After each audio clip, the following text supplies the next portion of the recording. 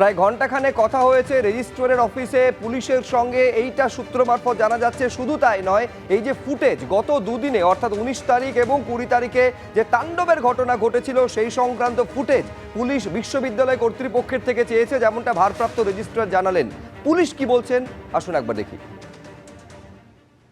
I am not the appropriate authority. আমাদের superiors আছেন, তাদের সঙ্গে আপনারা কথা বলুন। মুখ্যমন্ত্রী একটা পোস্ট করেছিলেন। Please sir, I am concerned to my work. আমরা সব রিকুয়েশন দিয়েছি, রেজিস্ট্রারের সঙ্গে কথা বলা হয়েছে। বার্তা স্পষ্ট, কোনোভাবে দেশ বিরোধী কার্যকলাপকে বাড়তে দেওয়া যাবে না। এই দেশ বিরোধী কার্যকলাপের বিরুদ্ধে একেবারে জিরো টলারেন্স নীতি নিয়ে চলছে বিজেপি সরকার, এইটা স্পষ্ট করে দিচ্ছেন সজল ঘোষও। কি বলছেন কুণাল ঘোষ, দেখব।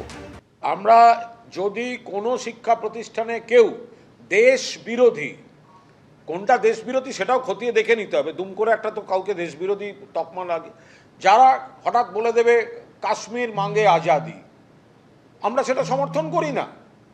কিন্তু তার জন্য আইন মাফিক যা যা ব্যবস্থা নেওয়ার, আইন মাফিক যা যা ব্যবস্থা হওয়ার সেগুলো হবে। তার জন্য গুন্ডা পাঠানো হবে কেন? আর শুভেন্দুবাবু মুখে এইগুলোর কথা বলছেন, এই তদন্ত ওই তদন্ত। আগে প্রথম কারা হামলা করতে গেছিল, আগে হামলাটা থামান না, আগে গিয়ে পুলিশ অ্যারেস্ট করুক দোষীদের। যাদবপুর বিশ্ববিদ্যালয়ের ক্যাম্পাসে তাণ্ডবের ঘটনার 6 দিন অবশেষে তদন্তে রেজিস্ট্রারের ঘরে পৌঁছলো পুলিশ। যাদবপুর বিশ্ববিদ্যালয়ের রেজিস্ট্রারের সঙ্গে ঘণ্টাখানেক পুলিশের কথা হয়েছে। ক্যাম্পাসের বিধি সংক্রান্ত 3টি বিজ্ঞপ্তি পুলিশ নিয়েছে বলে বিশ্ববিদ্যালয় সূত্রে খবর। ক্যাম্পাসে বৈঠকের আগে থেকে এমব্লেম ভাঙার পর পর্যন্ত দুদিনের সিসি ফুটেজ চেয়েছে পুলিশ। জিজ্ঞাসাবাদ করা হতে পারে যাদবপুর বিশ্ববিদ্যালয়ের ক্যাম্পাসের নিরাপত্তা রক্ষীদের। যাদবপুরে ক্যাম্পাসে তাণ্ডবের ঘটনার 6 দিন, কিন্তু এখনো পর্যন্ত তদন্ত শুরু হলেও গ্রেফতারি শূন্য।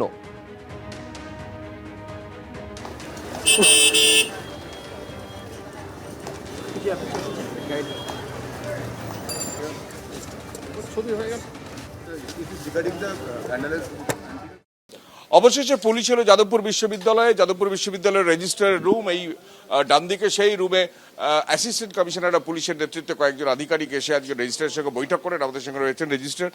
বলছি, আজকে পুলিশ কেন এলেন? ওনাদের যে এনকোয়ারি করবেন ওনারা, ওদের যা যা প্রয়োজনীয় যা আছে ভিডিও ফুটেজ তো সহ যা কিছু, সেগুলো বিষয়ে কথা বলতে এসেছিলেন। আমরা কথা বলেছি। এটা কোন দিনের ঘটনা? দুদিনেরই ঘটনা আছে, 19-20। 21 এবং 19-20। ওরা কি বললেন? ওনাদের যা যা চাই রিকোয়ারমেন্ট আছে, কি কি চাইছেন ওরা? যেগুলো ওরা যে ভিডিও ফুটেজগুলো আছে সেগুলো ওরা চেয়েছেন, ওনারা সেটা বলছেন। ওরা কি ভিডিও ফুটেজ নিয়ে গেছেন আজকে? না, আমরা এখন রেডি করছি, যতটুকু দেওয়া দিয়েছি, আর বাকি যাগুলো কিছু দিয়েছেন ভিডিও? মানে হ্যাঁ, তৈরি হচ্ছে, প্রসেসের মধ্যে আছি আমরা। মানে ওদের কত ফুটেজ চেয়েছে? যতটুকু যে ঘটনাগুলো 19 এবং 20 দুদিনকার ঘটনা চেয়েছে।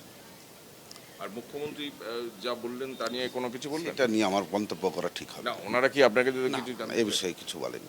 মূলত দুদিনের ঘটনা, 19 তারিখ এবং 20 তারিখ, সেই ঘটনার ফুটেজ চাইতে আজকে পুলিশ এসেছে। হ্যাঁ। কবে দেবেন ফুটেজ? আমরা কিছু যা যেরকম হচ্ছে ওনাদের সঙ্গে কোঅপারেট করে বলছি যে প্রসেসের মধ্যে আমরা রয়েছি। আমি আর আপনার সঙ্গে দীর্ঘক্ষণ কথা হলো? এসিপি মনোজ সঙ্গে কথা হয়েছে, উনি এসেছিলেন। আমরা যাটুকু কথা বলার বলেছি। আপনার ফুটেজ কবে পাঠাবেন? আমরা কথা বলেছি, আমরা প্রসেসের মধ্যে আছি। অর্থাৎ আজকে যাদবপুর বিশ্ববিদ্যালয়ের রেজিস্ট্রার তিনি জানিয়ে দিলেন যে ফুটেজ চাইতে এবং কি কি ফুটেজ লাগবে তার বিবরণ দিয়ে আজকে যাদবপুর বিশ্ববিদ্যালয়ের রেজিস্ট্রারের কাছে assistant commissioner of police, Jadavpur থানার কয়েকজন আধিকারিককে নিয়ে আজকে রেজিস্ট্রারের ঘরে আসেন। প্রায় ঘণ্টাখানেক তারা বৈঠক করেন এবং বৈঠক করার পর তারা ফিরে গেছেন।